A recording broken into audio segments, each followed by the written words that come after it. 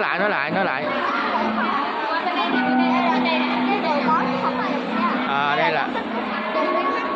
Đây là gò mối của Phật Chùm này nghe các bạn. Đó, hôm nay Minh Đức cùng với ba mẹ đi viếng lễ của Đức Phật Chùm. Rồi.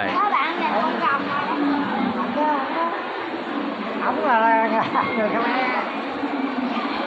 Nè, Long nè, Lăng kìa. Đó, Lăng là bên đó đó.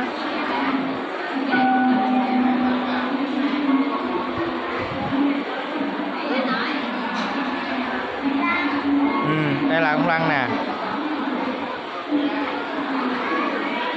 Quy, con này con Quy nè.